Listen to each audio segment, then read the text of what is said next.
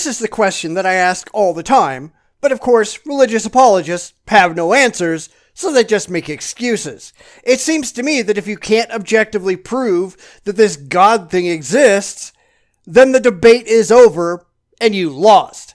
The same thing goes for people who claim Bigfoot is real. Either you produce undeniable evidence for Bigfoot, or you go home humiliated. But that doesn't stop apologists from waving their hands and pretending that God is real. Strap in, here we go again.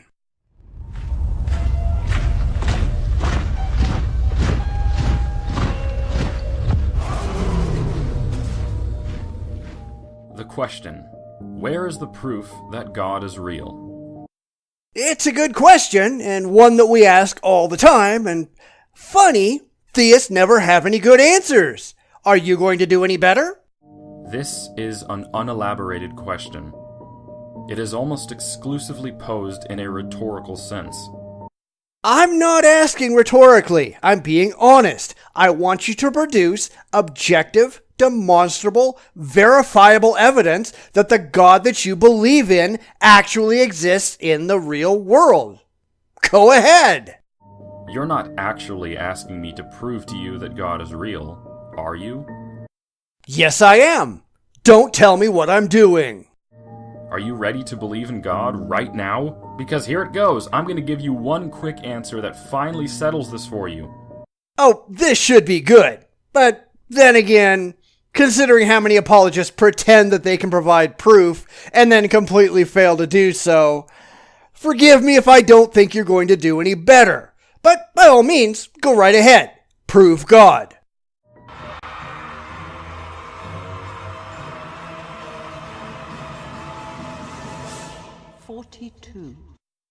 Ha ha ha. Thank you, Douglas Adams. And by the way, he was an atheist, and he didn't take all this religious crap seriously either. The reason I call this an unelaborated question is because the atheists who ask this question typically fail to specify what type of proof they require, and also which God they want proof for. Well, that should be obvious, at least the second one.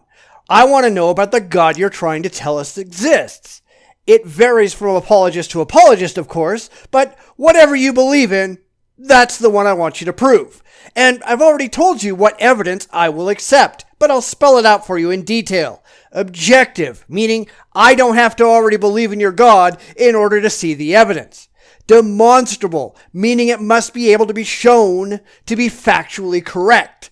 And verifiable, meaning I can go check this evidence out for myself. I will not accept faith. I will not accept the words of some ancient book of unsupportable mythology. I will not accept emotional pleading. I want proof. Got any of that? Didn't think so. It also helps when you explain the incentive for you asking the question. That's irrelevant. You either have evidence or you don't. Why I want it doesn't matter. But I actually care about what's real. It doesn't matter if you're talking about gods or aliens or ghosts or whatever. If you can't present evidence of whatever your claim happens to be, then I have no reason to take your claim seriously. If I tell you that I've cooked a delicious turkey, the proof that I did actually cook a delicious turkey can come in different forms. All of which must be demonstrable. Of course, the best proof is to actually present the turkey. If you can't do that, then I don't have to believe you. You could simply smell the turkey, and that counts as proof. No, not really. Now, some people might not know this, but if you go to Disneyland, they employ devices called smellodizers, which emit fake smells designed to make people hungry. This is true up and down Main Street, near Pirates of the Caribbean, and all over the place. The things that you are smelling do not exist. Try again. You could also see the turkey, and that too could also count as proof. That would be much more convincing, yes. Of course, it isn't absolute proof, it could be an illusion, but it would go a long way toward proving God. So, do you have any gods to present? I didn't think so. But perhaps the best proof would be that you're actually able to eat the turkey, right? Again, that would be okay, although there are things that are not turkey that can be made to taste like turkey, but hey, trot out your turkey. I mean, your God, so we can directly and objectively experience him. Go ahead. And so when I tell you that I've cooked a delicious turkey, there are quite easily 3 different means by which I could prove to you that I did in truth cook a delicious turkey. I'll accept that with reservations, so stop stalling and drag your God out here. Now, when you ask me for proof that God is real, what kind of proof are we talking about? We've already been through that. Do something about it. I'm gonna take a wild guess. You want scientific proof that God is real. Sure, that fits all of my criteria, so scientific proof it is. But is God's existence a scientific matter? Well, is it? Absolutely. The factual existence of everything that demonstrably, objectively exists is a scientific matter. Of course it's not. It never has been. Then your God isn't real. Your God is something completely made up. And of course, that's what I thought. So why are you asking for scientific evidence for something which does not claim to be subject to scientific laws? Because everything that exists is subject to scientific laws. The fact is, you believe in something that's made up, with arbitrary characteristics designed specifically to get around the fact that you've got absolutely no evidence whatsoever. You've failed, and you believe in an idiotic being. And ironically claims to be the creator of science and everything else. Ironically. Well, you claim it is. This God thing has never demonstrably made any claims or done anything. It's all just empty assertions made about this imaginary father figure in the sky. Your beliefs are ridiculous. Now let's go back to that parable about the delicious turkey.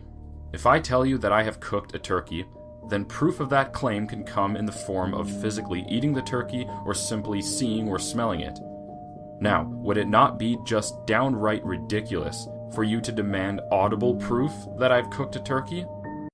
Well, no, because cooking turkeys do make noise. I mean, depending on how you cook it, it can be quite dramatic. So here you go, auditory proof of a turkey being cooked. Now do that with God. I'm going to ask that question again.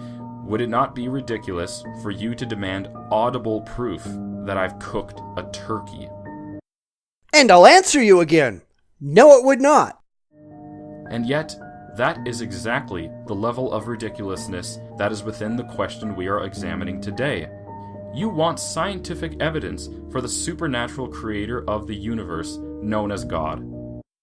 You're just asserting that there's any such thing as the supernatural, a claim that you have not demonstrated.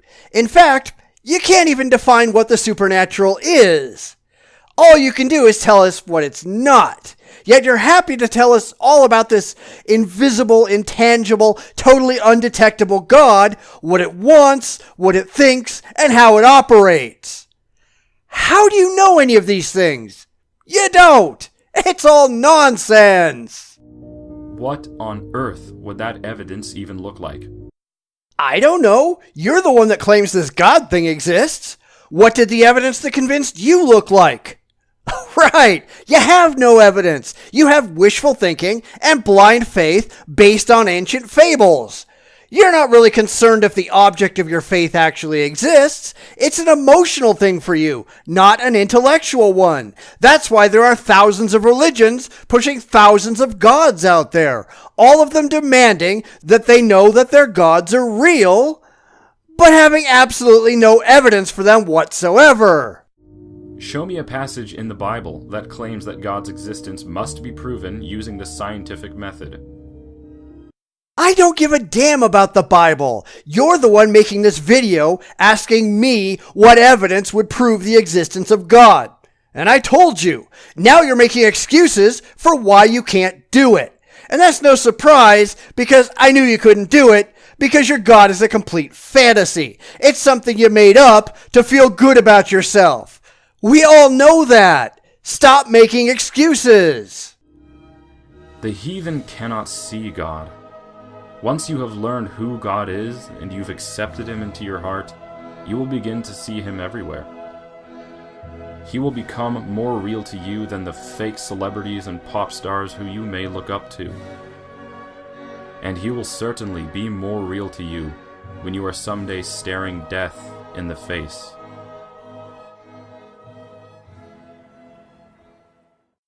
Oh look! More empty claims and laughable threats. But that's all you've got, and I hope nobody is surprised. This is standard operating procedure for the terminally gullible. Their beliefs matter more to them than reality, and when their beliefs and reality come into conflict, they find a way to spin the narrative so that reality is wrong. But newsflash for you, reality's never wrong. You are! They're just not intellectually honest enough to admit it. But after we've looked at hundreds of cases of theistic nonsense, that's not a surprise, is it? Everything changes.